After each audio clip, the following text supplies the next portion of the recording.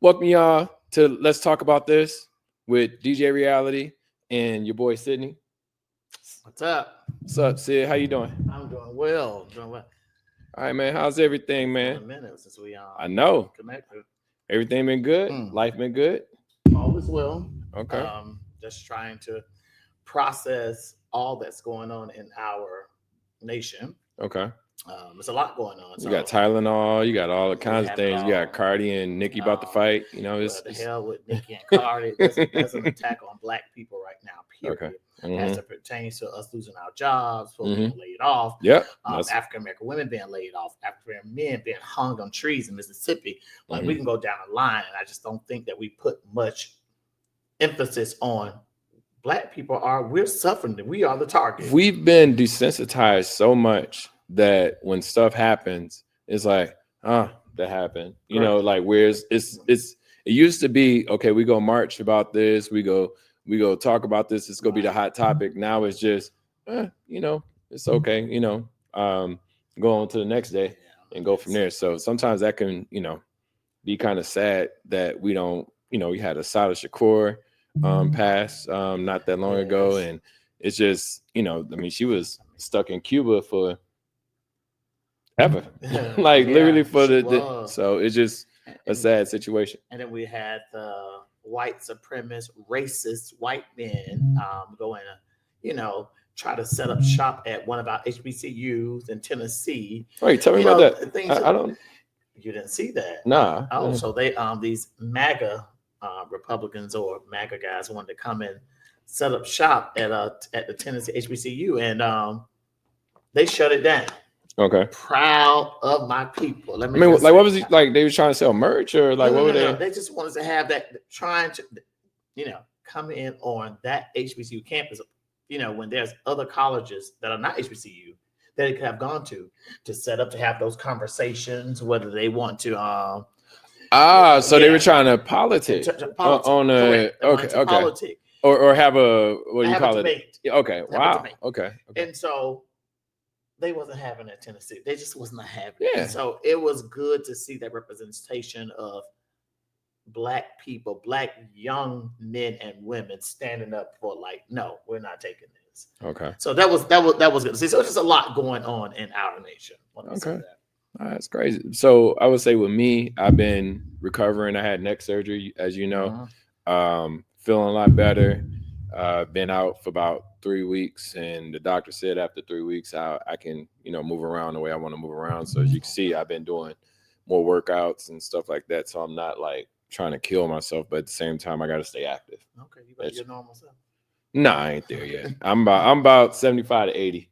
But I got, like, they told me I can't lift more than 10 pounds and all that stuff. So so I just been like this week literally I started doing yoga. Because yoga is always a good thing, or makes my body feel good, and it forces me to stretch. Gotcha. Because as Black folks, one thing I had to try to build a routine on is waking up and stretching. Because I'll get up and go and won't even be paying attention, and then halfway through the day my back hurt or something, you know, is bothering me enough where I'm like, well, damn, maybe I should have stretched this morning. So how do we get because like myself, I don't stretch. I need to, because I can tell it just in my body, period. I'm like, ooh, I'm stiff in some places. Like, yeah. Should I go to a chiropractor or should I just do some yoga? It's a mix of, because I do both. Okay. It's a mix of both. I like the chiropractor just because I'm being adjusted. Right. So the parts that I can't, like, say for instance, cracking my back or anything like that. It's not like they just sit up there and lift you and just crack you, but at the same time, they're making sure that, you know, they're adjusting the body to create space for the bones and cartilage and all that stuff to breathe. Because what tends to happen is we get so tight, and then it just, like, say for instance with my neck, like now when I go back, which I'm scheduled for tomorrow, is that they can't do as much with my neck just because that's where I have a plate now in the back in between the cartilage. So they will still adjust my neck just to make sure that, okay, it can shift this way or shift this way, just to make sure it's not, like I said, my neck has been stiff So it's going to be like, they're going to be, I mean, I've given them all of the doctor stuff, like, hey, this is what I can and can't do. So they understand that. So, but even within the back, it's a lot of shifting. But to answer your question, I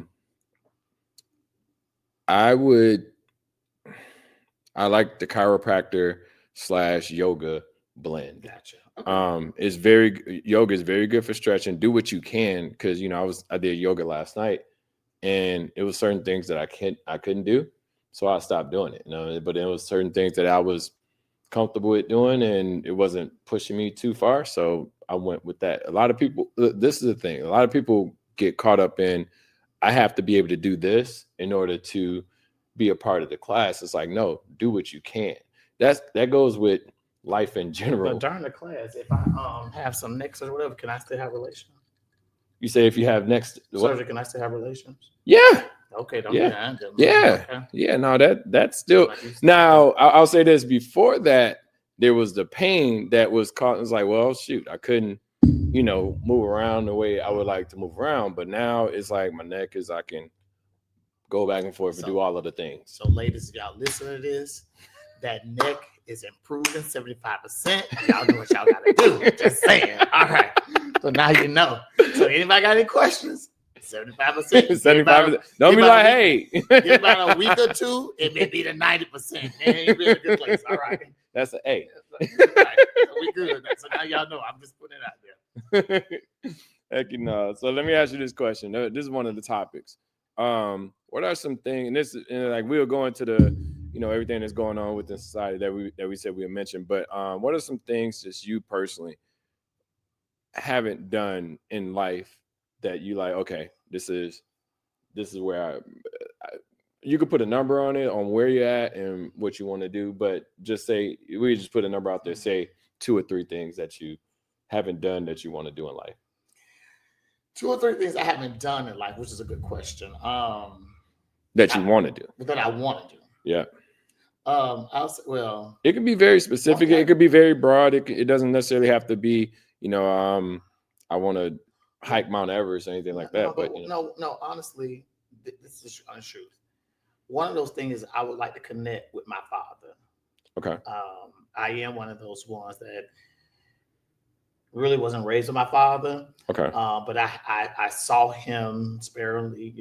He got out of correctional institutions, and I saw him briefly. Mm-hmm. Where's he located? He's down where he's. Where was the last place you seen? I saw him in Tampa, Florida. Okay. Right. All right. And so I was the best man at his wedding, etc. Okay. However, it led him back to a correctional institution. So, I would like to actually spend time. I don't have that conversation. I want to know more about my family, his side of the family. Okay. So that's definitely one. Before I interrupt, my father, outside of my 2 older brothers and my younger sister, my younger sister I didn't meet until 7th grade. Oh, wow. Okay. My older brother, I went to school with him, or we were in the same grade. I don't know. Right. We were not the same age, but I don't know if it was a little bit behind or whatever. Couldn't figure it out. Was in kindergarten a couple times before I got there. But all the men said, nobody on his side I know. And it was funny. I was talking to my pops because I like that you said that, because I've been trying to establish that relationship too. Right. And like I was talking, I went to visit him maybe about a couple months ago. And actually, this might have been before, because whenever I go home, I go and check on him. But I was talking to him about his brother. And he was like, "Oh yeah, Larry." I was like, "Nah, nigga, I don't know Larry." Like, what do you mean? My pops is 84. Like I probably won't ever meet Larry. Right. His older brother. Yeah. Because when I go home, like I said, I try to see him, and I'm moving around trying to see the older people, and it's just interesting that the disconnect. Not to say that like it's a 80s or 70s baby, but like back then, it was more single moms. It was more you focus on the mom side, so that's why I always said, if, considering marriage or anything like that, I wouldn't have a kid unless I was married, because I don't ever want that separation there. I would like them to have not necessarily the family as equal, but to make sure that they have the visibility of a father in the house versus not. And now that's so taboo, because to your point, with wanting to, like my dad, another point, like be connected with my family. And maybe I'm being a little vulnerable right now, but I don't have a connection with my family at all, mom's side or dad's side. Okay. And if my family members hear this, y'all already know it's the truth. I'm here in Atlanta by myself, with my daughter, and I just don't have that connection. Now, I have friends and best friends, good friends, associates that love me dearly, that love me, and I love them as well. So that's my family. That's my community. Okay. That's my connection. So yourself, you're my connection. You're my community, because I can, but I don't have that connection with my family. So I would one day, and in my head, I was speaking to my sisters, like, how do I connect us together? Even if I have to host something myself, just so we can just, have that conversation and whatever that looks like. Yeah. And that's funny you mentioned, like, it's hard, say for instance with me, I'm the youngest, of the two sisters that was in the house. Like I said, I really don't have a connection with my younger sister, with the exception of if I call her or reach out to her on Facebook or something like that. But like it's weird. Like I try to intentionally have fun with it, as in like trying to build a relationship. Like, as an example, I called all of them all on FaceTime last Friday. They weren't all expecting to call. I called my two sisters. Oh, that's with my mom. I called my mom. I called my two aunts, or my two aunts that's living.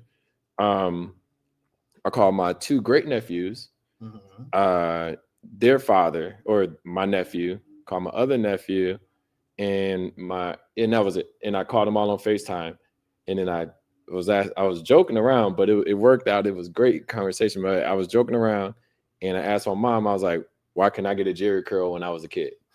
And it was just like literally just everybody just laughing, having fun. Because like I said, we don't have that engagement no more where I can be in your space. I live here. They live Michigan, Chicago, Texas, all those places. And it was just like, that was the icebreaker. But hell, we stayed on the phone for like 2 hours. Just FaceTime. Like all of us didn't stay on. Like some of us dropped, but like my great nephews is damn near like, what's a Jerry curl?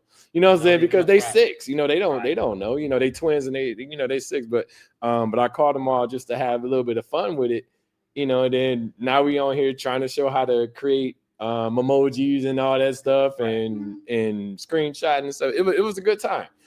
So those are the things that I miss, because I can be just solo. Right.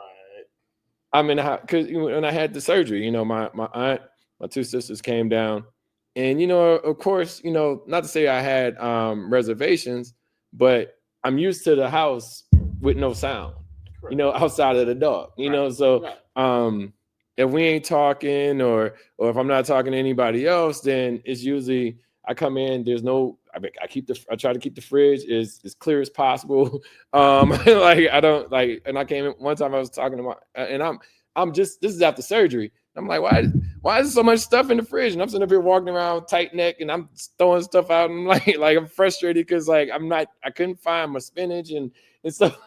But at the same time, I appreciated them coming because at first I was like, I don't know, like I don't want that many people in my house at once, and it was only 4, what I'm saying? It was like me, my sisters, my two sisters, and even my sister left that Saturday. I had the surgery on that Thursday.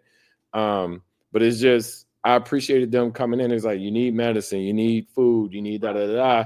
And having that, versus like, I would have just laid up in the bed and wouldn't have, I'd have ate from time to, I had soup and stuff like that. And I could move around, but I wasn't like, it wasn't comfortable, so, but I would have did whatever I needed to do. So they made his house feel normal. Women were in the house. It was normal. But, and with that, I think I'm now like, navigating through how do I connect, not just with family, but how do I connect with people, black men, black women. Like, I'm on that journey. I don't know if I'm out there alone with myself, but I'm on that journey to connect with my people.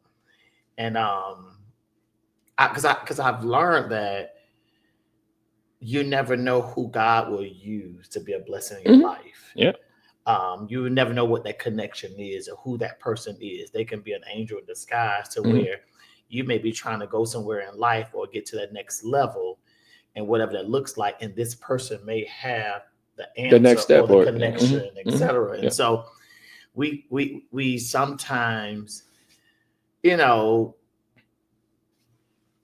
we miss out on opportunities because we would not connect because of pride, because of pride, because of trauma. Yeah. And so that's why, and it brings me to this point. That's why I'm so, you know, I'm irritated when I'm out, being who I am, but as a gay male, homosexual, whatever y'all want to call them, because everybody have these different terminologies. I don't know. Does queer work? Let me tell you something. And I'm glad he said, do not call me queer. All that non-binary, all that stuff. Listen, I'm born in the 80s. I don't know nothing about that. Listen, I have nothing against what nobody think, believe, or what they said. I don't know nothing about that. When we was growing up, it was sissy, faggot, bull dagger, lesbian. That's what we. That's all I knew. I don't know all that queer and the other letters. I told you that conversation I had, and this is where sometimes we get lost in it. And I'll let you get back to your point, but it's like I was literally having a conversation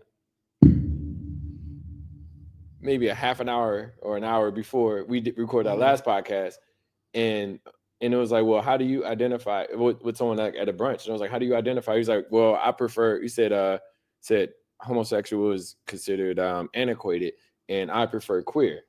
And then I had the conversation with you like 30 minutes. Look, I had the conversation 30 minutes, 45 minutes later to you. And I was like, am I? And you were like, man, don't ever call me no queer. Like, don't call me that bullshit. But it's just crazy that like you don't know what to say. Like, I mean, I call you Sydney. I don't call you. There you go. Yeah. So yeah, but I'm saying like when somebody wants to be identified, because everybody wants to be identified now, and that's the hard part. It's like, well, I identify you as a person. I don't identify you by your sexuality. One thing I'm learning, I'm not trying to manage your trauma. I'm not trying to manage because you identify as something. And this is no disrespect to anybody. Me personally, I'm not trying to figure that out. Yeah. What do you want to be at? Like all that, what they call it, the pronoun stuff. No, I'm Sydney. I'm a man. I got 2 kids. I have a man. I'm a part. I am what I am. To each his own. But what I'm not going to do is try to manage your trauma. Yeah, I'm not, and so don't hold that against me because I don't. Like I was raised in a different era than some of these younger, and I respect how they feel, what they're doing, how they want to be identified. I respect it all. Yeah. All right, cool. Yeah, no, I mean, I look at it as like this. I don't ever want to have to. I don't want to ever say anything to put you out of pocket. But most likely, I'm not going to say anything out of pocket because I'm not trying to quote unquote identify you. Be who you are. Like I think that sometimes we get like when you get into the redefine acronyms and stuff like that, or you talking about like the not acronyms, but you say like they, them, and all that stuff.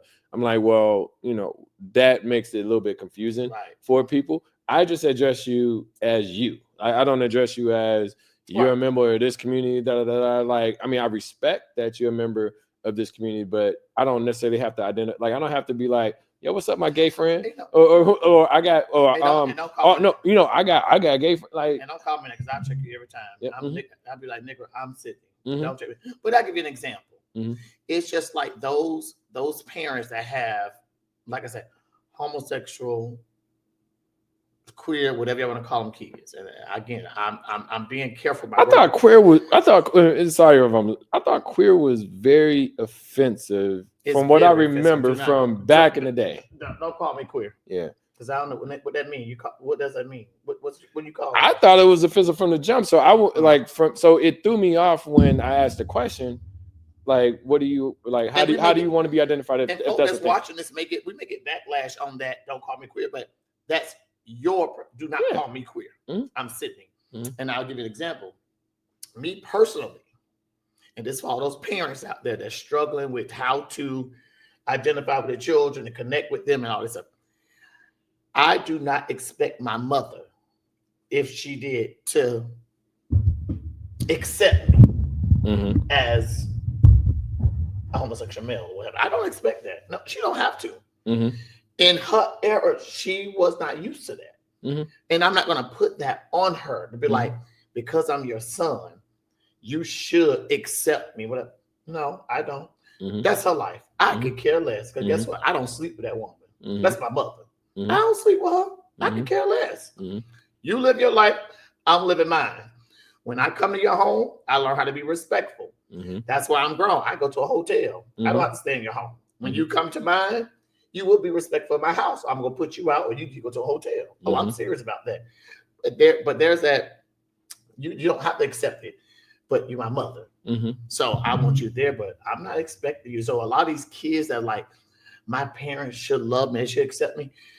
Baby, they was raised in a different era. You shouldn't expect that. And again, you should know how to go on with your life and say, you know what, I'm gonna live my life, either accepting that. Now, my mother accepted. Let me say that my mother and my children accepted, so I'm good.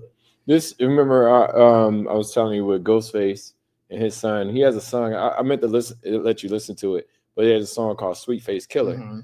And, he's kind of going at his pops a little bit, but it's always been wanting acceptance from what I hear. And it's always weird for me, like, what's the phrase? Go where you're accepted, not where you're tolerated, or where you're welcome, where you're not tolerated. I don't go into spaces that, like, if you don't fuck with me, I'm saying from my perspective, you don't fuck with me, I don't have to fuck with you.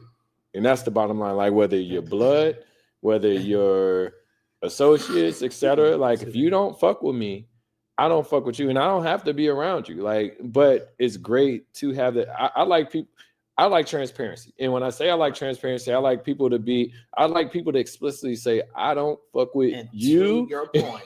No, to your point. I didn't mean to interrupt, but to your point, goes back to what I said. When it irks my nerves or bothers me when I walk and I nod my head to another black man and he can't speak because he see my appearance. He can tell whatever. But when I'm just saying is, what's up? Man, I don't want you. It's not that. First and foremost, to your point, I don't want anyone that doesn't want me. Let's be clear. You're a straight man. I don't want you. Hell, half the women don't want you. So why the hell I'm gonna want you? Just so we clear. I'm sorry. Some of y'all may have women that want you, but I don't want anyone that doesn't want me. Yeah. But at least if I walk by a black man, to me, it's more out of respect. What's up, Black King? Are you good? All right. That's all we have. Women give me more. I can walk by a black woman.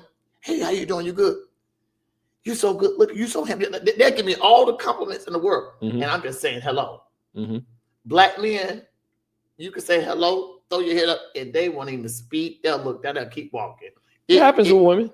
It discourages. No, I'm saying it happens with women. Like, and what we're saying is everybody don't want the woman either. Like, I'm just speaking out of courtesy, like, hey, how you doing? And it's like it's almost like chivalry. We open the door for a woman. Like, I don't know her, but I'm opening the door. I'm not trying to holler at you. And, absolutely. It's right. So let me explain this. So I had a job interview with this company, and like, it was a panel interview, and within that panel interview, the one guy, he wouldn't get on camera for one.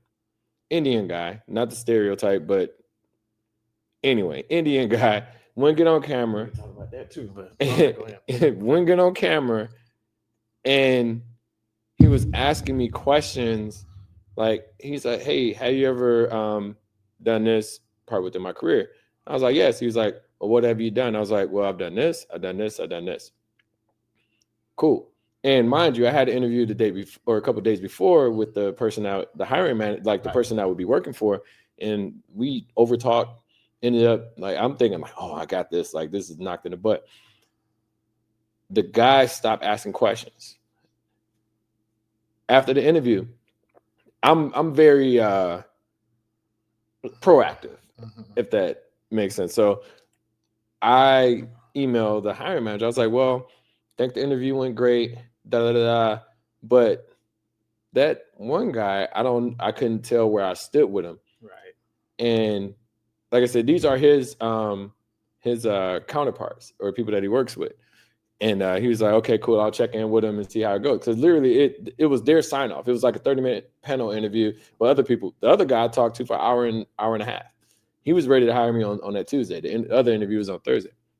He was like, well, he don't think that you have enough experience in this, But he asked specific questions, and I gave him direct responses to the questions of the things that I did, but he didn't ask any more questions. Okay. So, he was like, well, hey, can you send me over some examples of the things that you did? And I'm at a point now in my head, I'm like, I kind of don't want to work for y'all. Right. Because I'm already at a disadvantage, where, granted I had a great rapport with you, but this guy doesn't trust me. So now I have to worry about him in the company, and I always have to prove myself within the company every single time. I sent over the examples, blah, blah, blah.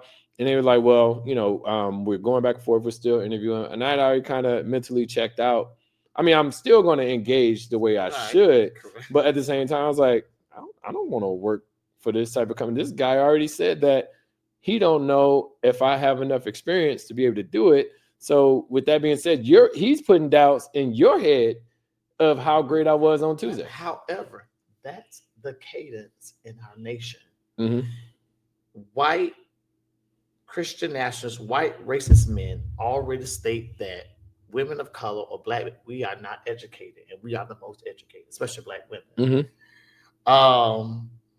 And that's how they play us. Yeah. And so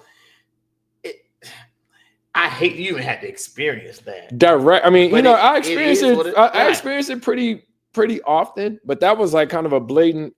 I'm like, I don't want to be in that room. I don't even want to. Like he said, you're still in consideration. Blah blah blah. I was like, even if I'm in consideration, I'm still at a disadvantage going in. I'm on a, like I would. I already had in my head. I was like, if I get this job, I have to have a lunch with that guy the first week. If I start, they would get some white girl that's not educated, don't have no college degree, nothing, and they'll hire them.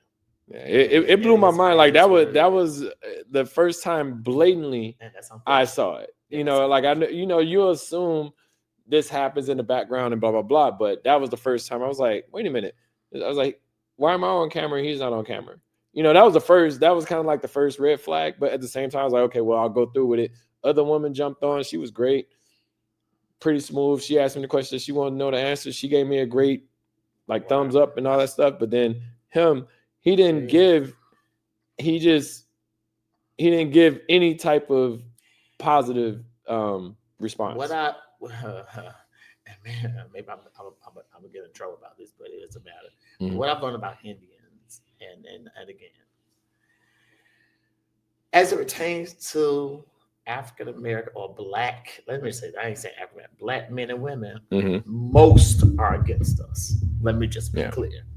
I've worked in several locations, several places, and several spaces where, like me personally, I was blown to think that Indians was against it. I'm like, huh? Mm-hmm. But that's when I learned that Latino men was so racist towards us. And I'm like, huh? Like, mm-hmm. I was blown away. Okay. I'm like, we all have some shade of color or, of course you can have prejudice, but when we in this job market, I don't want to ever have anybody pushing against me. Yeah, and right. I know that when I get to this point in my interview that I'm dealing with a specific race, I'm like, okay, I probably won't get this opportunity. Or mm-hmm. and I try to keep it operate within a optimistic energy to know that I got a chance. But in that scenario directly, I'm like, wait a minute. I was like, I can read the room very well, but it was hard to read him because he wasn't on a camera. So I'm only reading off a connotation and how he's reacting to, and then two, it was hard to hear him. So he didn't have a good mic. He might have been in the car. I don't know, but it didn't seem as if he was prepared enough. He wasn't interested in the beginning, but anyways. And that's fine. And like, don't waste my time. That's all I'm like. If the hiring manager came through and he was just like, if he had pulled the trigger and said that, okay, well, I don't care what he's saying, I'm gonna go, because like I said, we had a strong hour and a half conversation. Interview was only supposed to be 45 minutes to an hour. Talked to him for an hour and a half. Just great conversation. And he was ready to go. He was like, I'm ready to hire. And then, like I said, the other guy put the sense of doubt into his ear, in my opinion, because the other woman said I was great. Like he gave me a whole breakdown of everybody's responses, and there was nothing positive. It was nothing negative, but it wasn't anything that was like hire him. It was just, well, I think he can have a little bit more of this experience. I was like, well, how do you get the experience? You take another job, right? I mean, because the experience isn't going to, my experience here isn't going, like, you can say, well, I have experience doing this. So then going in there, it can only, I don't want to say it could be that much better, but I'm not going to be able to get the experience. It's like the catch-22 within jobs in general. So it's like, well, are you saying I need to get 3 more years of experience somewhere else other than your company? There's little stuff like that I think about. That anyways, however, as I was saying, Black men and women, let's do better. Let's do better as to acknowledge each other, showing each other love, support, because you never know. We need each other. So I'm just going to put that out there. Let me tell you something. So I was talking to one of the guys I mentor, and I'm like, we had an event, and actually I think I told you about it. It was the Westside Motor Lounge, the Sunday Fun Day thing. Okay. But we was at an event a few weeks ago, and he had a friend, and his friend worked for some company or some stuff that he was trying to he was trying to go that side of tech. So I was like, go talk to him. That's your friend. Go talk to him. Like, why is this, like, I wasn't looking for myself. I was looking for you. I'm like, yo, if you got somebody that, like, I will not call out, but I will, if somebody's in a position at a company I want to work for, I'm gonna talk to them. Correct. Like my cousin, she works for Microsoft. I'm like, hey, I know you here.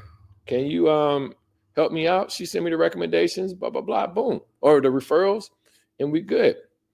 I had another friend, same scenario, reached out to her. Right. Same company. Was like, oh, well, no, you got to do this, da, da, da. I don't like the way this look, blah, blah, blah. I'm like, okay, cool. Send it to her. I still didn't get the referral from her.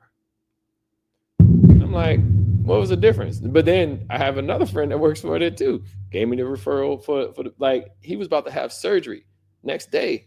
He's about to prep for surgery. I text him Sunday night, like, hey, I'm looking at working here. And this is before I found out my cousins worked there, because I didn't realize my cousin worked there. Ironically, they used to mess around. But anyway, I text him like Sunday night. I'm like, hey, I'm applying for this position. Can you give me the referral? He's like, man, I got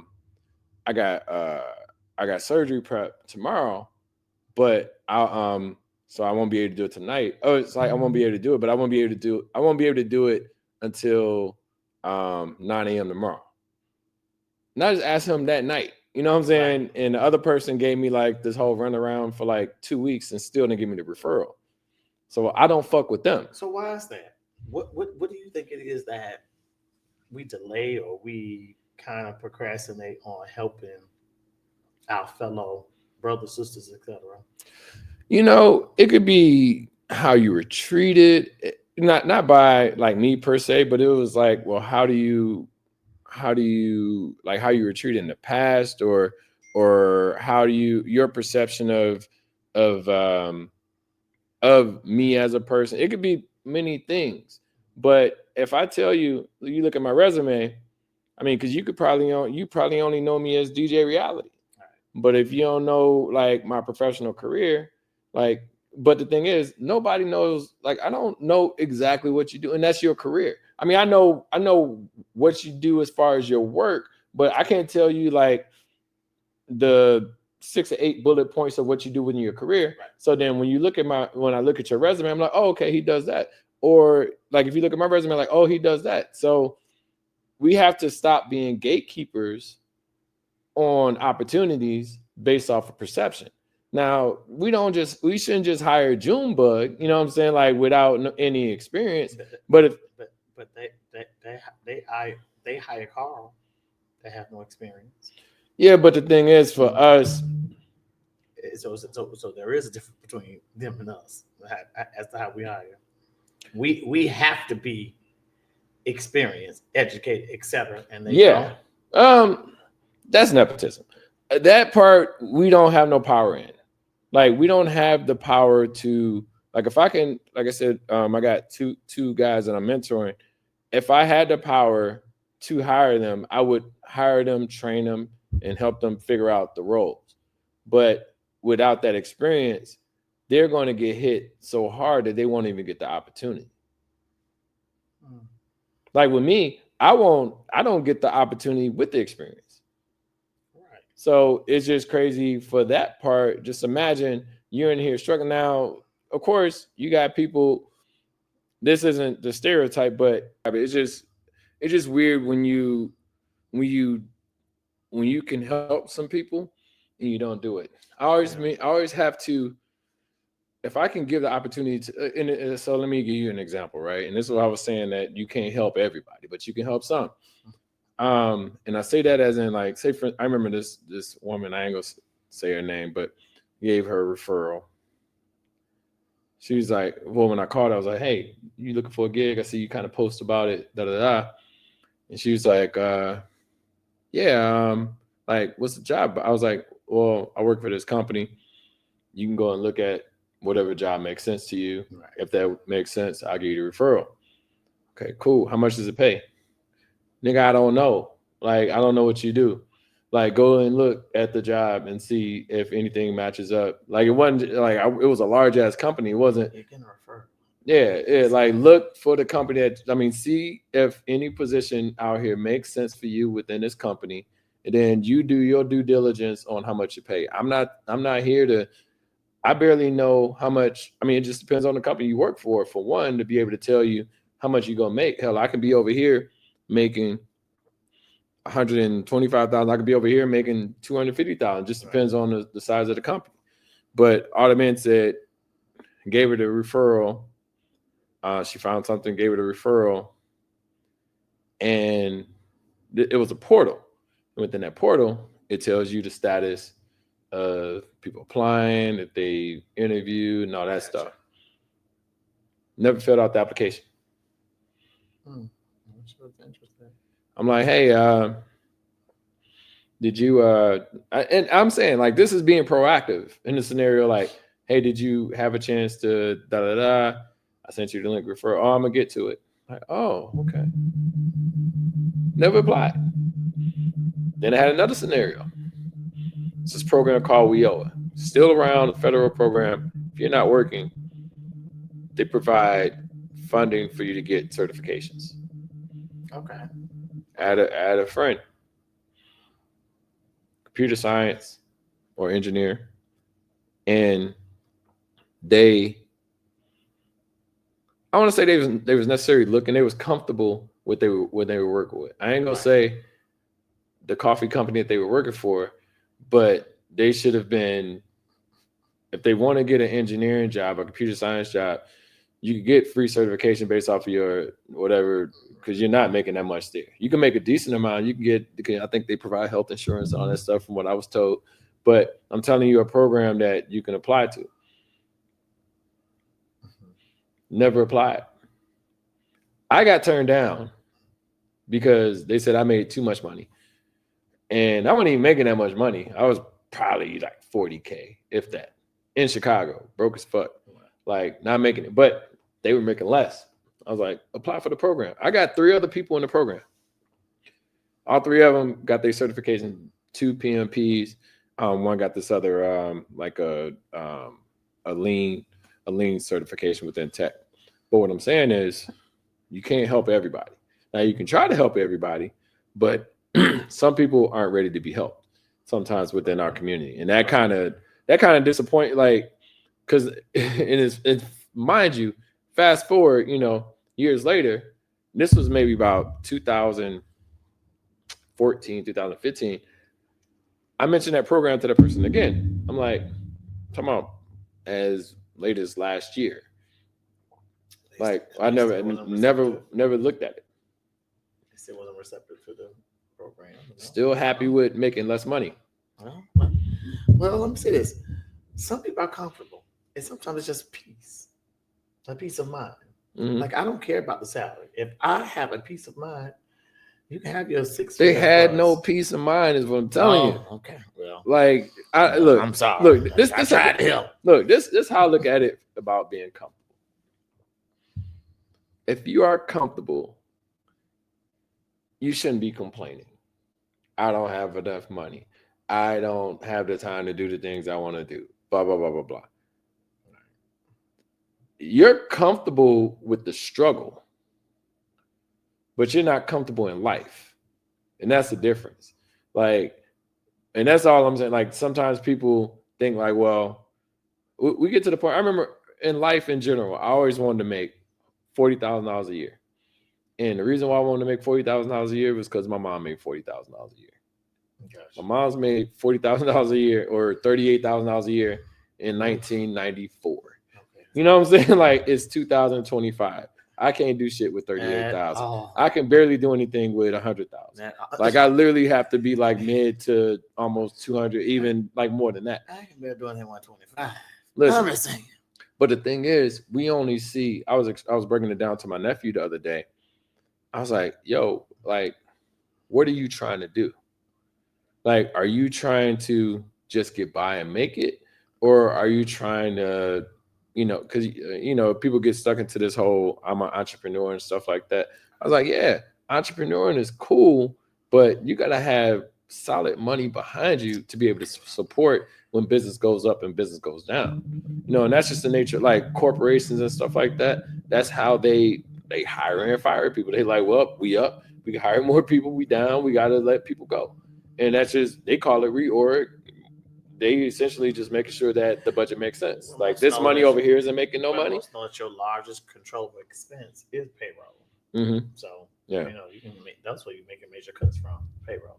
No, but look at, I have to pay you $100,000. Well, you can pay me $50,000 to do the same job that you do. So, yeah. Now look at it like this. I was telling him, so I'm explaining. I'm like, well. He's like, well, I want to, and I don't want to get too detailed, but like I said, this is literally a conversation that we just had. He was like, well, I want to have 2 vehicles by the end of the year. Okay. And I'm like, you have no vehicle right now. It's September 28th. September 28th. You have 2 months to get 2 vehicles. How do you I understand the youthful optimism of it, but with a pretty good salary, I can't get 2 vehicles by the end of the year. It would mess my bill money up to consider 2 vehicles. By 2, like, you don't have 1 vehicle, and then when you said 1 vehicle for a tour or like do a tour rental, and I was like, well, while you have this 1 vehicle and you're going to do tour rentals, then how are you going to get back and forth to work? All right. Oh, I have the other vehicle. I was like, you ain't got it yet. You got to get the 1. You got to understand the, like, have one paid off. That's what you need. One paid off. See, because tour is not that bad. It's becoming. How do you pay it off if you ain't got no money? Yeah, that's true. If you're caring, look, if you're okay, let me give a little bit more context, because I don't feel like I'm giving this story as much justice. I want to give it. You're making $400 every 2 weeks. Oh, okay. Make it make sense. It doesn't. Your rent is $700. That's your first check. Your first week's check. No. Your rent is $400 every 2 weeks. $400 every 2 weeks. Okay, so you're paying $800 a month. Yeah.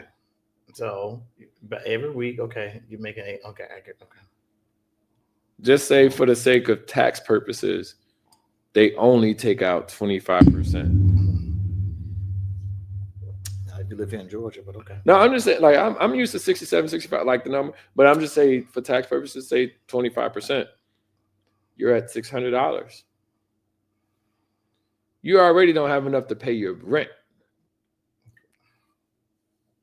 So, I mean, you gotta, like, I'm not trying to discourage him from wanting those things, but I'm trying to make him understand. I told him, I was like, well, this is what you're gonna have to do.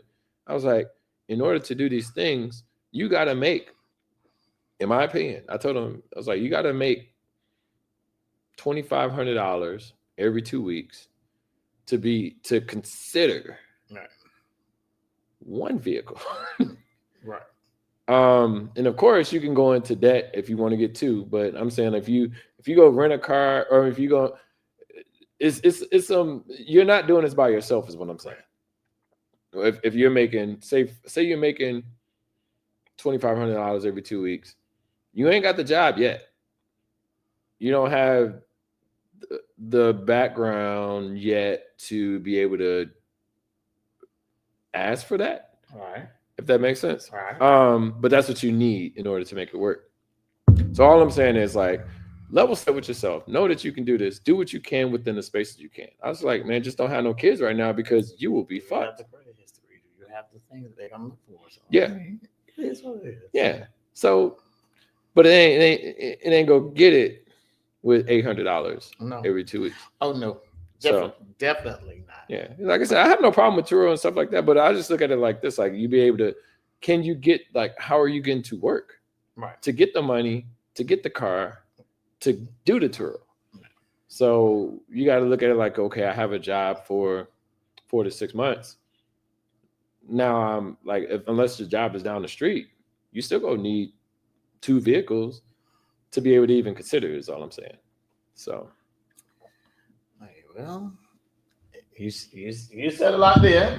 Now, so we're gonna move on. All right. So what's up with this Tylenol and Trump? Like, I found that to be funny, but was it autism and stuff like that? But it didn't hold. I mean, we could go into, like, we ain't got to go fully into the Trump stuff, but the government stuff is kind of crazy, where people are just on pins and needles on if they gonna be able to keep their job or not. First and foremost, we're definitely not going to send this topic because of Trump. First and foremost, Trump is incompetent. Mm-hmm. He does not know what he's doing. He doesn't know what he's saying. JFK just as horrible. Mm-hmm. Tylenol has not done anything to anybody. All these years we've been taking Tylenol. Mm-hmm. Think about it. Mm-hmm. And I'm from the 80s. There's folks that's older than that. Is Tylenol Robitussin? Right. So it's just like, you have to think about, really, what are you saying? You're just saying dumb. Let me ask you this question. I'm over it. Kill that topic. Kind of. But it's still involving the same person. Okay. When did Trump, and I mean, you may, or I mean, you can probably pinpoint it or not, I don't know. When did Trump, and people may feel uncomfortable with what I'm saying, but when did Trump stop being considered cool? And the only reason I'm saying that is, if you look at back in the day, everybody's like, I want to make money like Trump. I want to, people taking pictures with Trump. All the rappers was like, Trump, I'm not within the presidency part, but I'm saying, like, when did Trump? They were cool with Donald Trump during the Apprentice seasons. Yeah. When he was on national doing the Apprentice. That's it. Mm-hmm. Felt like how he brought up and coming or celebrities on. Mm-hmm. And they showcase their talents or whatever that was, you know. And so he was popular, but other than that, nobody is looking for Donald Trump. But I'm saying, like, before that, though, people were like, "Oh, I want to get money like Trump. I want to have all that stuff." Honestly, but maybe you, but like me, before that, I didn't know nothing about Donald Trump. It's almost like the Chris. I remember Jeezy had a song about Trump.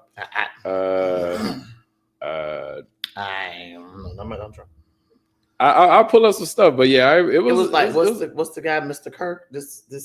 Charlie Kirk. Charlie Kirk. Mm-hmm. I knew anything about him. Don't care. No, I didn't know much about him. Don't care. And once I found out all the hate he was spewing, again, to everyone else's point, right?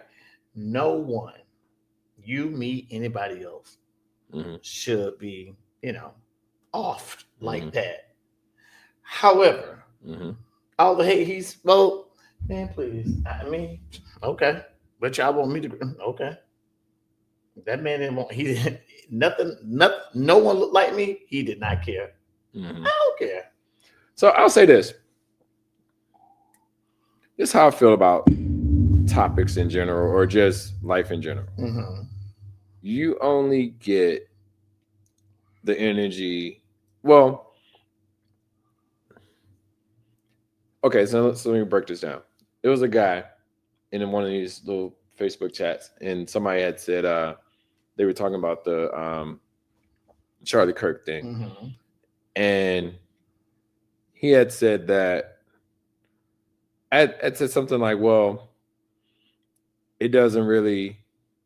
I feel I didn't want him to die, but it's just another story to me. I'm over it." And he was like, "Well, what if it was another type of like if it was a black person fighting for rights?" I was like, "Listen, I don't deal within the hypotheticals. In this scenario, I'm not invested in it." And that was the end of the conversation. He like, but there's a whole little line of him going back and forth with everybody else trying to defend on why, since he was white, we didn't care. So I was like, who did he say didn't care? People of color? He was essentially saying like the black people that was commenting that we didn't care. I was like, absolutely not. Like, I don't care. Like, but I'll say this: I don't want anybody to die. But but at the same time, I wasn't that invested in. They were talking about like doing all this stuff with being at football games and stuff like that. Like, I don't care about like him. Like, I don't know him. Like, he's not fighting for my cause. So why am I so invested in like not to say that, I mean, the things that he was spewing, like but I didn't find out those things until like, because I know I looked up some stuff, like he had said something against Simone Biles about when she stepped out and when she was hurt. And I was like, okay, that's fucked up. And again, no, I don't care. It had nothing to do with him. And I think I'm sick of people with that narrative. We didn't want him to die. If you know black people, none of us want him to die. No one is not. We saying him. No one want nobody to just die like that. It is what it is. However, Charlie Kirk was a racist. I can care less. That man didn't care about nothing about my people, what I did, if I lived, if I died. I don't care. I'm sick of it. Like, I don't care. He can't get empathy. Empathy, all right. Your kids shouldn't have saw that. Yeah. But his wife, she just as racist. I'm so disappointed in the white church right now. So disappointed. And so maybe I'm speaking from a place of pain because I'm so disappointed in the white church right now. I got a line for you. I got a line for you. Bill Gates, Donald Trump, let me in now. I got money to tell my friends now. We coming down, baby. Your street in the Range Rover. Boom, boom, baby. And let it go. Shimmy, shimmy, Cocoa Puff. Listen to me now. Light it up and take a puff. Listen to me now. So I'm just saying, like, Trump was in some, like, I was like, painfully obvious. I'm like, but it's getting to the point, and I think I feel more. I feel not that I feel bad, but it's like I stand with my black queens, my black women, all those federal workers that was laid up, like out of spite. I stand with them. Like, what do we have to do? They shouldn't have to go through that. And a lot of us are just going by, just like willy-nilly, don't care. Like, do y'all even understand what's going on as it pertains to our people? I'm saddened. I am. And so now there's certain folk that I can look like a Roland Martin and like a D what's his name, DHU, you know. D4. What's his name? Talk about the dude with the Tesla with the girl. No, the comedian. Oh, D.L. Houston. Yes. Yeah. Amazing. Like there's a lot of folks. Jasmine Crockett, like folk that's standing for our cause, and we don't have too many like that because everybody's so afraid to say something. Listen, no, we've been through enough. We've been through enough as people of color or black people. Everybody black people. It is what it is. So yeah. All right. So what are we talking about next? I don't know about Donald Trump. Let's go a little light. Okay, so I'm gonna ask this question first, and then we'll go into the next question. It's kind of leading to it, but I'm not sure if you had a chance to listen. But hold on, real fast. And for you Latinos out there that's listening, I will vote for Donald Trump. Okay, now tell me how that worked out for you. Just leave in the comment section. How that worked out for you? But go ahead. Cardi, have you had a chance to listen to her album? I've been looking at and I was sharing with you. I love how creative Cardi has been promoting her album. Like she's been everywhere. I fucks with Cardi. So I fucks with Nicki too, but I fucks with I'm a Cardi fan. Yeah, I'm both of their fan, but you know, but it's just crazy when I see like I wake up in the morning, I'm like waiting because I was listening to the Breakfast Club this morning, and I'm like okay, because I don't know if you know who Lauren LaRosa is, but she was talking, and they were kind of like, I don't know if they had a chance to look at all of the stuff that was said. They was like, well, how do they know that that's about Nicki? How do they know that that's about Cardi? And then the tweets just start going like crazy. Directly at each other. You know, one of them, she called her Cocaine Barbie. Hold on, let me pull up some of it. But it was going. So tell me about that your thoughts on the album so far, and I'm gonna pull up some of the tweets. Okay, I'm going like this before he get into that foolery right there. Again, Cardi was extremely creative how she promoted that album. Extremely creative, and it started from when she was on her trial, all the different wigs and she looked good. Like Cardi was on point. Her team is amazing. And she was on point. This banter back and forth, this is actually a distraction. We need to start focusing on them. There are bigger fish to fry that we need to understand and what's going on in our world before y'all get on this Cardi and Nicki band. It just, like me, I don't want to deal with that right now. We're dealing with folks losing their health care, their Social Security, their SNAP benefits. Like people, we're losing. Why are we talking about Cardi and Nicki? I love them. That's a hot topic of the week. I'm just saying. Yeah, no, I get it. I feel like this. Like there's a fair balance of both. You have to be able to figure out how to pay attention to the entertainment and pay attention to the government too. It's like, well, you know, some people feel like they have to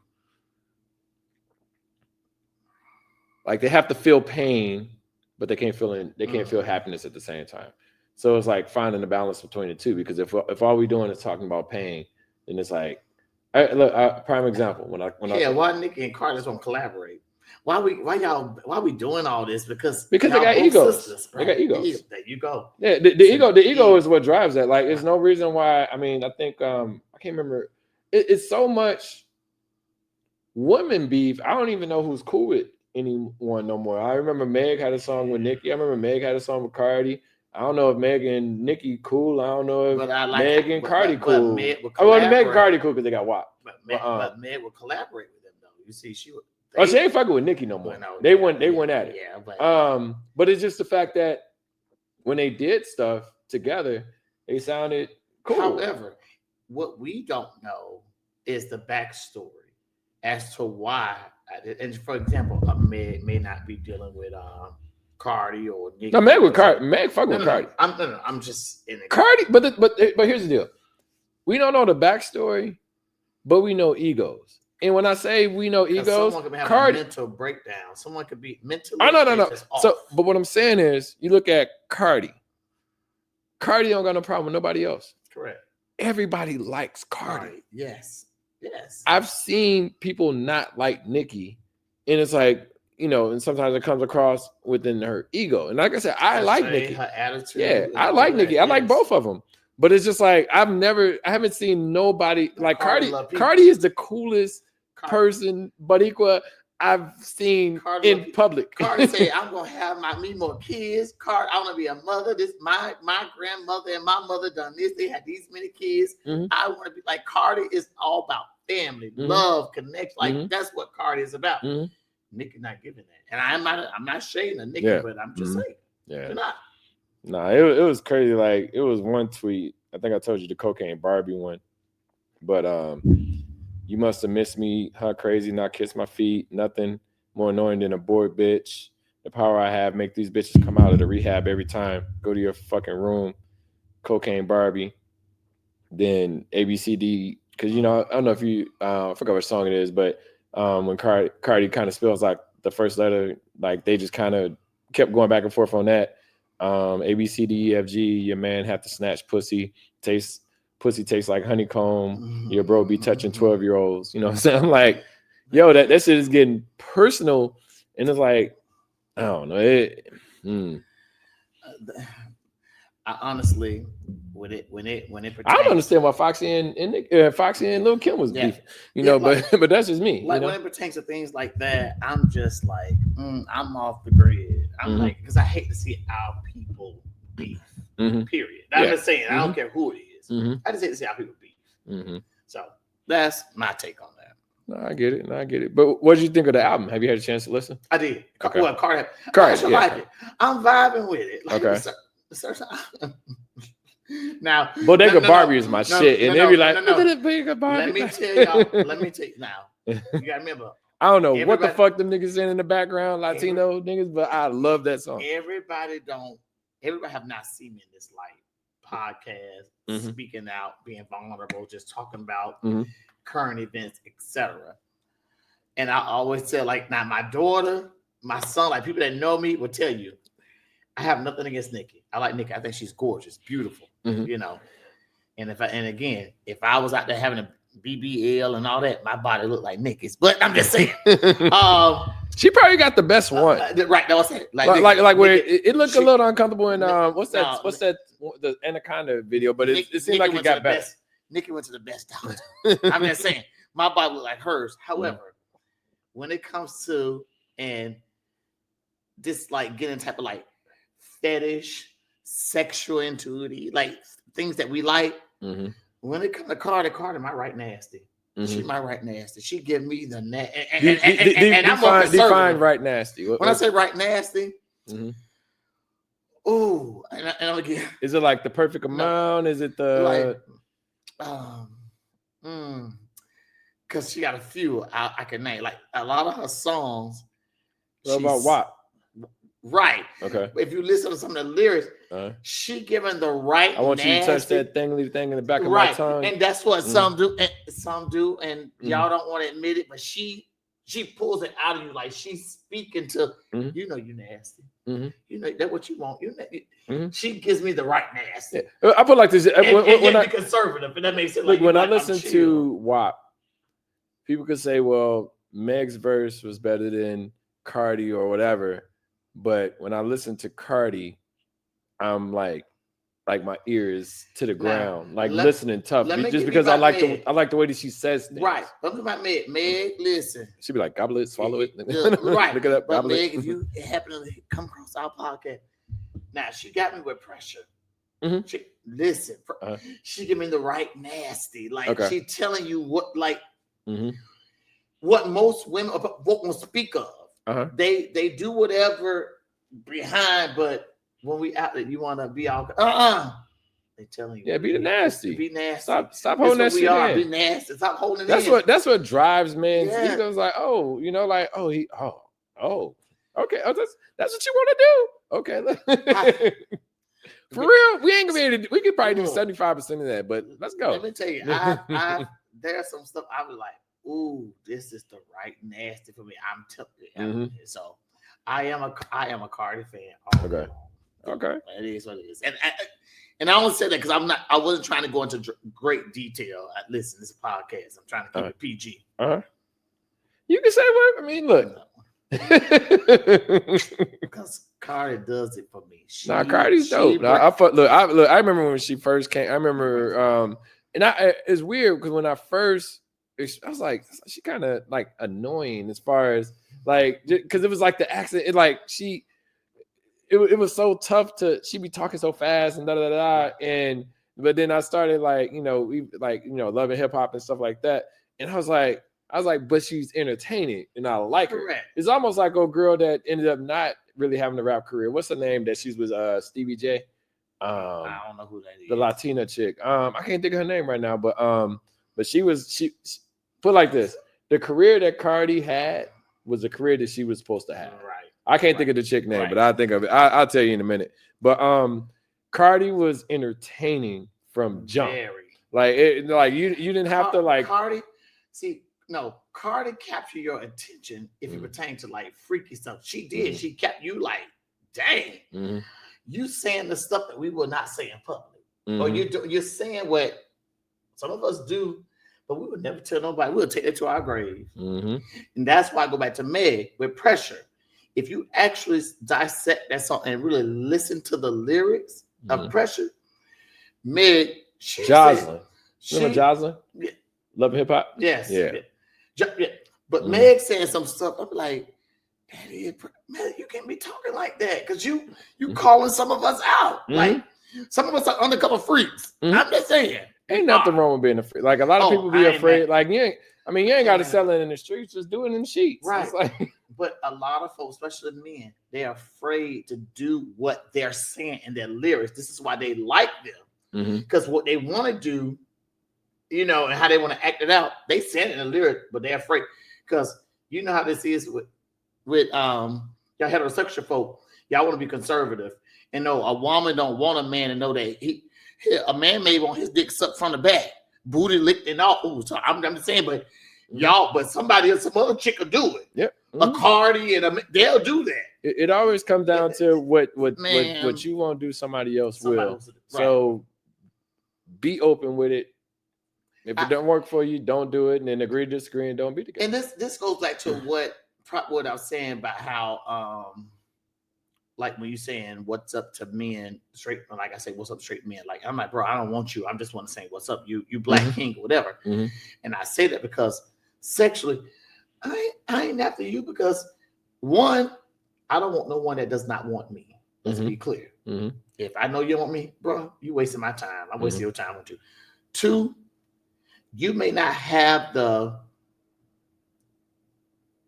sexual acrimony, sexual like experience, openness, sexual openness that I've had. And a lot of y'all may want to explore, but I'm not trying to what we call teeter-totter or tiptoe across it. If we're going to do it, let's do it. You need to experience it for yourself. We're not playing these games. We grown. I don't like everyone will say gay with like a me, saying man to man. But what about the men? And see, I've been very vulnerable, and I am.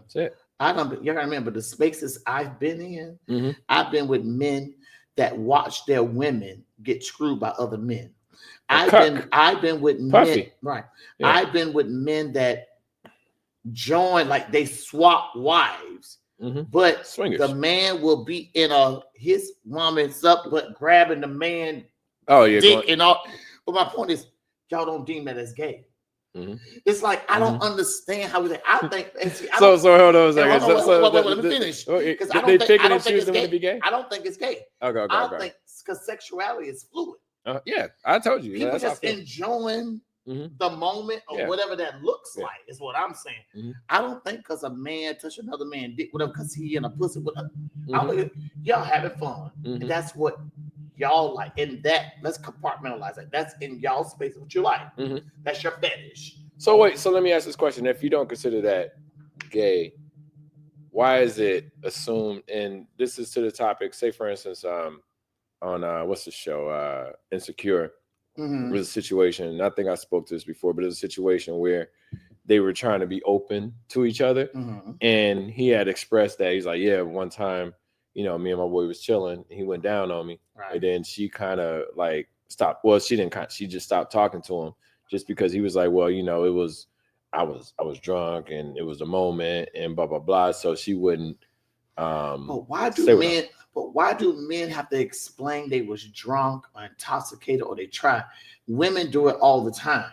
Why? It's a double standard. It's a double standard. Yeah. Women get they pussy ate by other women all day long, and it's nothing. Mm-hmm. They don't deem themselves as gay. Mm-hmm. They don't deem themselves as bisexual. Mm-hmm. It was just, it was something I done because I was drunk. I was this. Why can't a man do the same thing? Mm-hmm. That's the stereotype stuff that I don't like when it comes to Africa. I'm like, let that man. If that, I think it literally. First and foremost, a lot of y'all women ain't giving throat like some of these men anyways. Let me be clear. Y'all ain't giving it, and men be like they got good throat, baby. A lot of stuff y'all see on videos with women, they ain't giving it how. I think it comes down to preference in that scenario. Like I said, sex is fluid. In my opinion, like you like, hey, I like titties, I like ass, I like this. Then you like those things. If you like a dick one day, then that's on you. I won't say preference. It could be preference. You say preference. However, no, you said it's the moment too. I mean, I'm not taking away that. No, I'm saying like if you grab a dick and you like, okay, cool, whatever. Then you did it in that moment. Yeah, thank you. Yeah, that's but the thing about it is those moments are what the double standard like it impacts men. Where they say, well, you did this, so you're automatically gay. Right. And that's I think that's and this crazy. is why we get into the whole DL stuff, which I think that we shouldn't have to get into the DL stuff. Mm-hmm. I just think men should enjoy themselves sexually, fluently, just like women. Mm-hmm. And it ain't gonna happen. Now, right. It's not gonna happen. Mm-hmm. And then if you want to share that with that woman, share it. Mm-hmm. If you don't, because let me tell you something, there's a lot of men that's enjoying men and women. Like it's men. I'm telling you, I got a couple that's married, beautiful men, male and female, and they enjoy other couples, other singles. Like it could be a single with he, her, and a girl, or he, her, and a guy, and she eat, he will suck or grab, like, but no one calls them gay. No one calls them by their name, but because they're married. It's like the stereotypes what just gets me. I'm like, just enjoy sexuality if that's what you want to do. And if that's not what you want, just say, that's not my vibe. That's it. And I'm out. I respect that. I feel you on that one. I'm gonna pull it back a little bit. Get back into the topics. Okay, we get back to it. Because some of y'all missing out anyway, sexual. That's why you old hags. You don't have fun while you divorced and you ain't got no fun in your life because you don't know how to have fun with your little nasty stuff in your mind, but you don't want to step out. But anyways.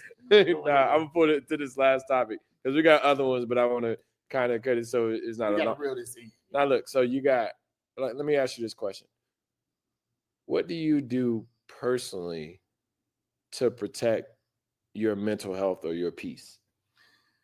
Oh, that's a good question. And I'll say what I do personally to protect my mental health, my peace. First and foremost, I don't allow people that always have that always have an opinion about something I may share with them, what I do, what have you. If you haven't shared it, if you haven't experienced it, if that's watching the thing, don't get me out. I don't care. Just stab my face. All right. Because there's a lot of folk that they struggle within themselves, and it's okay. You can do that. We all have ours, but it is what it is.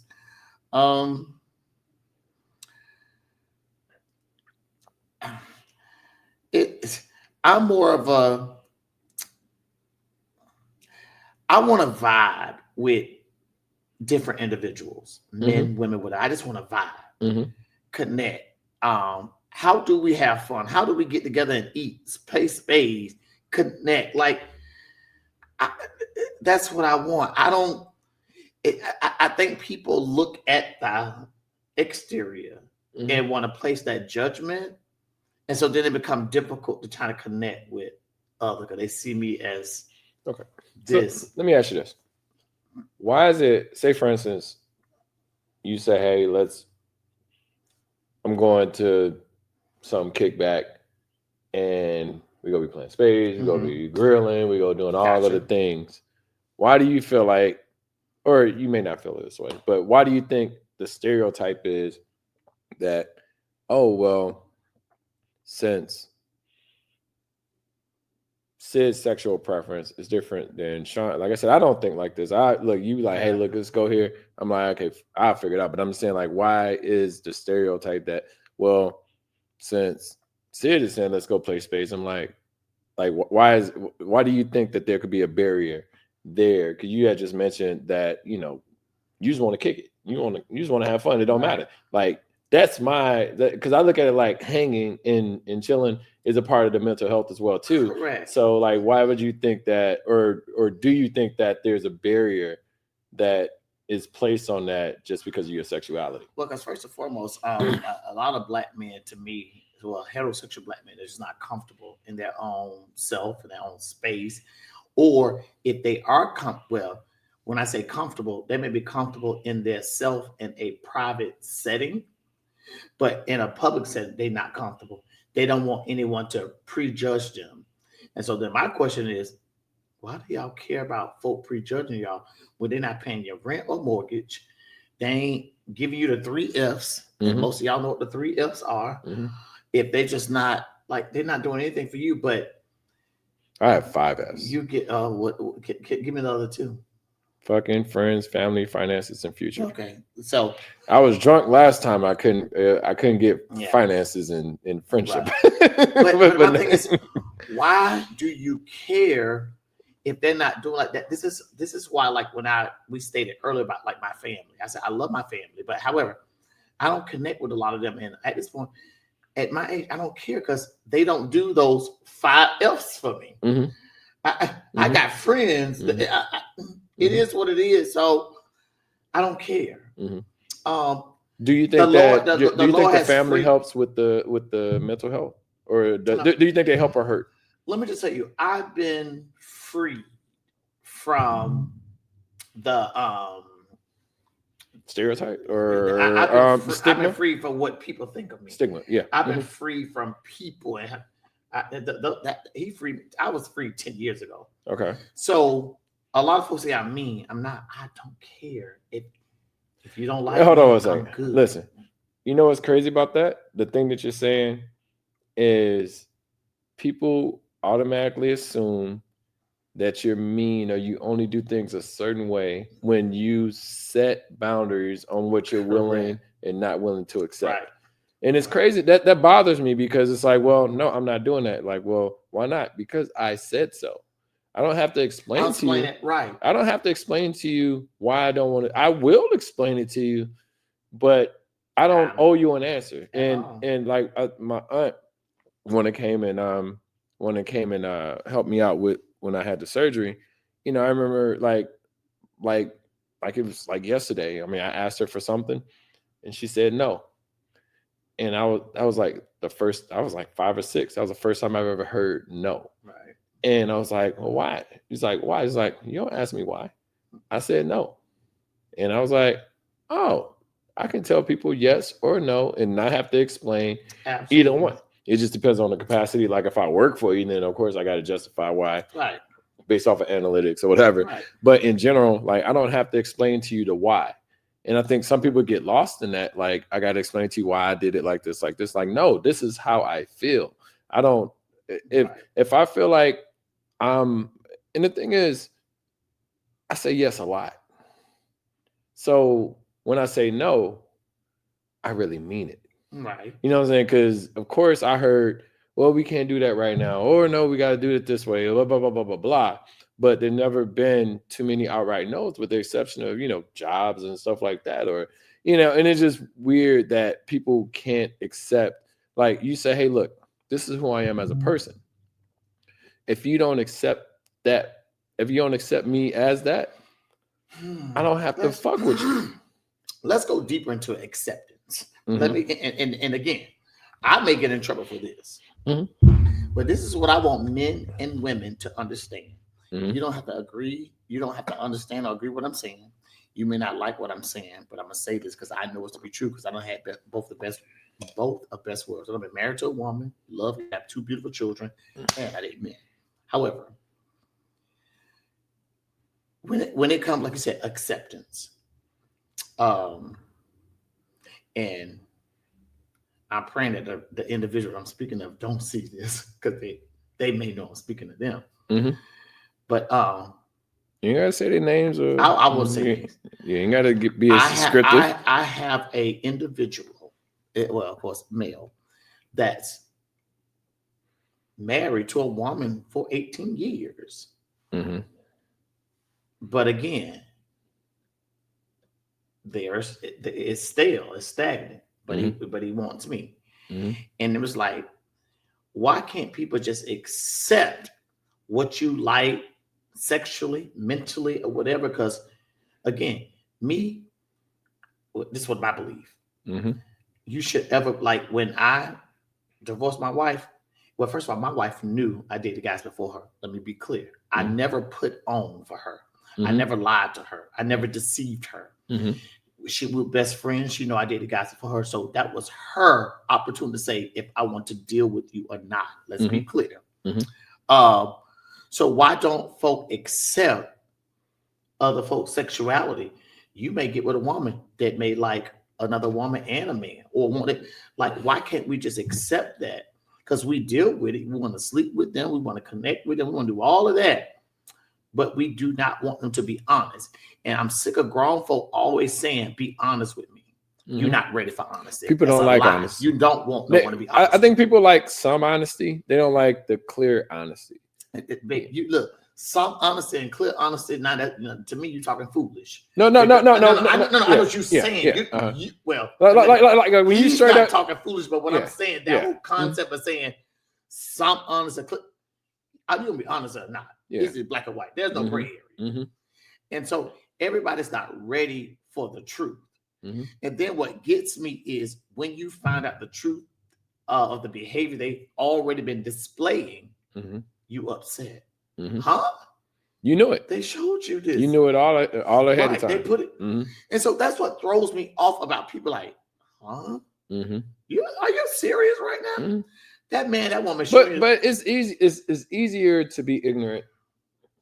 And when I say ignorant, the word ignorant, the definition means of not knowing. So in that sense, it's easier to be ignorant or to act ignorant on things than to say I was a part of it. Ignorant because you want someone to love you. That's the space you're in. To me, that's a part of insecurity and trauma that you've been going through in the past because you just allow that. Okay, it's easy for me just to be ignorant. Okay, because I want this man. It's easy to say I don't know. Even this man, I didn't know about that. Even this man beat me across my head, but he loved me. He gonna pay the bills and all this stuff. No, baby, he should not put his hand on you, or vice versa. She should not put her hand on you.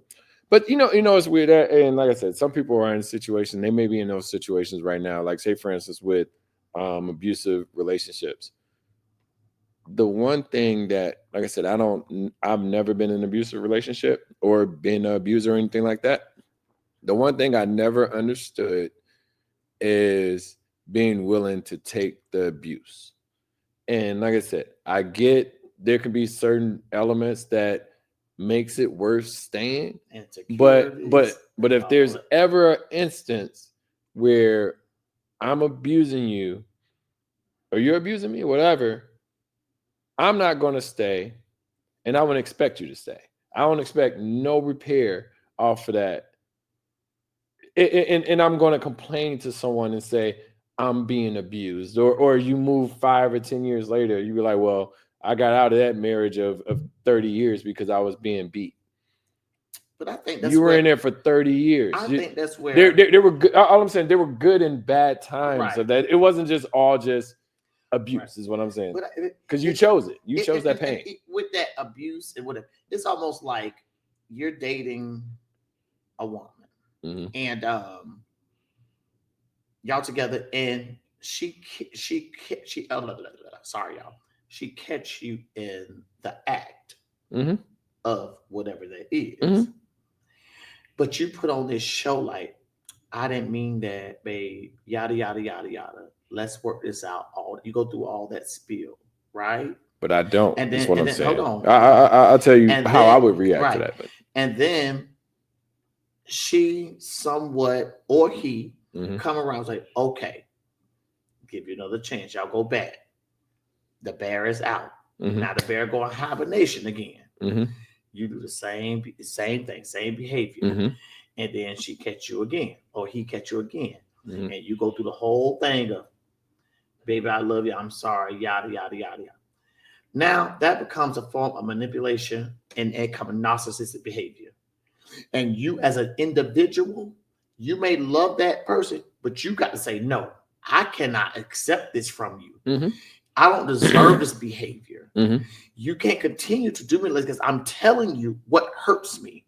I'm telling you, and I'm speaking to you why you keep doing this to me, and you continue to do it because you know we got to get to a point where I'm no. But look at it look at it from the opposite end of it, where I'm from that other person's perspective. Like I said, I haven't been in that, so I can only speak to how I would react to it.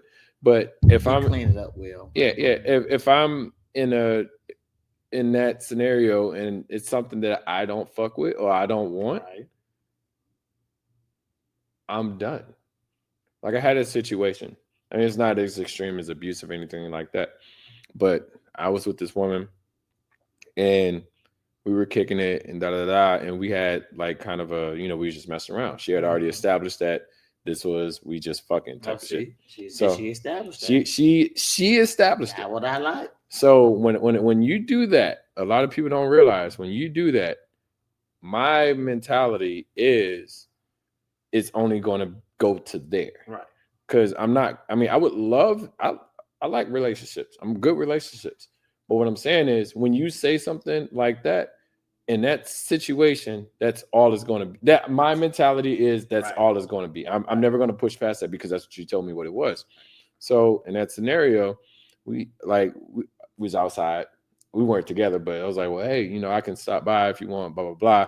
Stop by her house. Go in, we kicking it. And then I kind of feel the energy is off, but I'm like, oh, whatever, it's cool. But, coming around like, mind you, it's like 3 or 4 o'clock in the morning. So me, not to say I'm old, but 3 or 4 o'clock in the morning. 3 or 4 o'clock in the morning is either we going at it now, ain't nothing open, or listen, or I'm going to sleep because I like sleep. What I'm saying is, so we get to around like 4 o'clock and, and then in the room and stuff like that. And then, I get on the bed and stuff like that. And then she's like, what is this? And I'm like, you know what it is. You stated what it was. And she's like, well, what do you mean? Like she was trying to have it both ways. She was trying to have it where she wanted to, like, it was almost like if it can be something, I'm okay with it being something, but I'm gonna go into it with it not being nothing. Right. So I was like, you already know what it is. You said what you wanted it to be. I didn't even mind the relationship part. Like we were still, doing like going out. It wasn't like we was just like we was going out to eat. We was doing dates and stuff like that. But it came down like it was crazy. Like she was just like, well, you ain't gotta be a bitch about it. Oh. And I was like, oh. That's how she's supposed to be. I was like, okay. Only time I've ever been called a bitch in my life. Period. Like, and I was like, oh, okay. I was like, all right, well, I was like, I'm about to go. She's like, what do you mean? Why are you about to leave? I was like, no, I'm just about to go. She's like, why are you tripping? Like, I was like, well, either I could stay here and be a bitch, or I could go home and be a man. And that's literally what I like. Wasn't no mincing words. I was exactly what I told her. And it was about 4:30, 5 o'clock. I got up and left because the thing was, it wasn't like I enjoyed being around her and considering a relationship. But when you tell me that this is all it's going to be, I'm operating within that space. But back to the point of the abuse, I'm not going to sit there and take the abuse of being like, I can only be a bitch if I stay there. Yeah. Like mentally, that's how I felt. So like, why in the hell will I just sit up here and take that and then just be chilling? And I mean, like I said, we all right now. Like we ain't like she just wanted you to show her that you wasn't a. Yeah, but why would you like? This is my thing. Like I've never toxicity. Yeah, but I'm just saying, like, how would you expect me to take that? Like, I'm like, well, was that dished out to you, or like I would never put somebody in a position. I don't even name call. Period. So I mean, my sister got on my nerves one time, and she caught the brunt of frustration. But anyway, all that means that I'm not going to call somebody out their name. And I apologize for my sister too, but I apologize directly. Look, I apologize directly to her. Like, hey, I'm sorry for calling you that. I didn't, Okay, yep. So, yeah. So, but the abuse part, yeah, I don't get the. Let go back. So you don't call it name. So you don't do dirty talk, role play talk. Like you don't talk during intimacy. You don't talk during sex. Yeah. Like calling out their name. Oh, okay, so yeah. During that time, you can but I'm saying, right, look, it's about intent. Okay. Not about, we could be freak nasty doing whatever we doing and saying all nasty stuff, but nah, not in we about to argue. I just wanted to clear it up for you, for those of y'all that were confused. So, but like abuse, like I never understood. Like I said, maybe it's not for me to understand because I've never been in one of them type of abusive. I've never been in an abusive relationship, period. But I never understood like people being, like you said, going back and forth. And I'm like, wait a minute. The one time, if that hurt me and that's something that I didn't want to be a part of, then I don't ever want that to be the narrative. Like, well, we broke up because of infidelity, but you was over here. Right. I want to, for lack of better words, accepting it. Like the scenario that you broke down, she accepted it twice. And so it becomes a narrative within a relationship. But how do you, and what you're saying, well, to your point, I'll say, is almost like that Shannon Sharpe and the white girl. And when folk heard that recording of him speaking to her aggressively, what have you, a lot of us that know he wasn't speaking to her in a tone. We knew what it was. That was that role play. Yeah, we knew what it was. She has a fetish. Mm-hmm. And so because of her fetish, that's what she liked, but she played that against him. Yeah. Sucks. So 15 million. Yeah. In ESPN job. Yeah. Yeah. So it she sucks. Played that again because of that fetish. Yeah. Mm-hmm. Nah, I'll say this, and this is the last thing I'm gonna say. Men, be careful. Women, be careful. Women, be careful on who you're dealing with. Men, be careful on who you're dealing with in general. Just because, like I said, that was the only, like you said, the Shannon Sharpe thing. That was the only fans thing. Right. And he damn near, I mean, he's still doing this stuff on his YouTube channel and stuff like that. But he essentially lost. I mean, it's not just the 15 million and he had to eventually settle with her. He lost 15 million with settling with her. He lost $100 million deal. Right. He lost millions. Listen, and people were trying to say, well, that's what he getting. I was like, no, he's just a regular dude, old dude, but regular dude, to say the less, that was doing this shit that most people do. Fetish. So leave them white girls alone, black men. Sorry. Hey, we are. I forgot who said it, but it's just, it's a stereotype. But it was like we don't ask for as much. She got 15 million off of nothing. Of a fetish that she enjoyed. Yeah. And she gonna find another black man who's gonna do the same thing. That's in her. Put your black seed up in me and all that stuff. I'm like all of that again. Absolutely. So, it's in her. So it's not gonna lie. She shut down her OnlyFans. Right. All that stuff. So now that she got this money, she 15 million. She 15 million in. She don't have the black men doing the same thing. It is. Look, karma's a motherfucker. Like, not that I wish anything bad on her, but everything comes around. Look me up. Let me come give you. I do a Well, thanks for joining and being able to have this conversation. Sorry, I've been out. Like I said, I had the surgery and stuff like that. But man, I love having these conversations back and forth between us. It's really good. Like I said, stay tuned. We got more podcasts to come. Appreciate you, Sid. Can't wait to do the next one. And look, in an interview out there, listen to this podcast. If you got anything that you want us to discuss or talk about, any topics, shoot it in the inbox. Yeah. And let's talk about it, okay? Because again, I'm open. Mm-hmm. Yeah, I'm very open. Yeah, no, we can have that honest conversation. Look, I love these conversations, bro. Like, because we, like I said, I got like 15 topics over here. We talked about 10 topics, and 5 of them ain't even on the list. Right. And I love it though. It's like it's smooth, cool conversation back and forth, and I love it. So make sure you like, subscribe, share, let everybody know the topics and information that we're providing. And if, like you said, if you have anything you want us to talk about, we'll scan through them and make it make sense. All right. Thank you all. Talk to you soon. Peace.